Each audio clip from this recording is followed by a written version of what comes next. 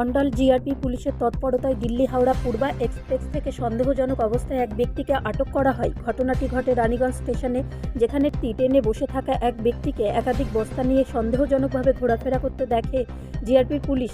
জিজ্ঞাসাবাদ শুরু করে। জিজ্ঞাসাবাদের সময় ওই ব্যক্তির কথাবার্তায় অসঙ্গতি লক্ষ্য করেন পুলিশ কর্মীরা। এরপর বস্তাগুলি পরীক্ষা করে দেখা যায় তার ভেতরে রয়েছে বিপুল সংখ্যক কচ্ছপ।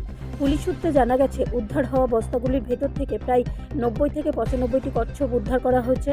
আটক ব্যক্তির নাম ববি নন্দ বলে জানা গেছে। তিনি উত্তরপ্রদেশের বেনারসের বাসিন্দা। প্রাথমিক জিজ্ঞাসাবাদে তিনি জানান, বালিয়া এলাকা থেকে ট্রেনে উঠেছিলেন এবং এক ব্যক্তি তাকে ওই বস্তাগুলি হাওড়ায় পৌঁছে দিতে বলেছিল।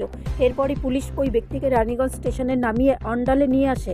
পরে বন দপ্তরে খবর দেওয়া হলে বন বিভাগের আধিকারিকরা এসে উদ্ধার হওয়া কচ্ছপগুলিকে নিজেদের হেফাজতে নিয়ে যান। শনিবার অভিযুক্ত ববি নন্দকে আসানসোল আদালতে পাঠানো হয়েছে। পুরো ঘটনার তদন্ত শুরু করেছে জিআরপি ও বন দপ্তর।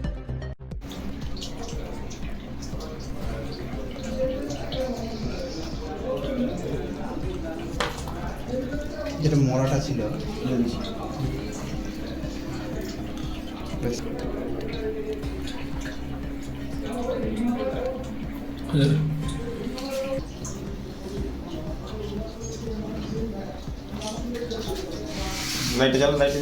লাইটটা জ্বালিয়ে দেন। দাঁড়াও, লাইটটা জ্বালাবো।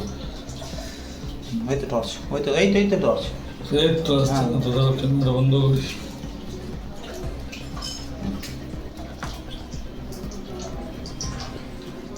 ব্যুরো রিপোর্ট, রাষ্ট্রীয় প্রসার বাংলা।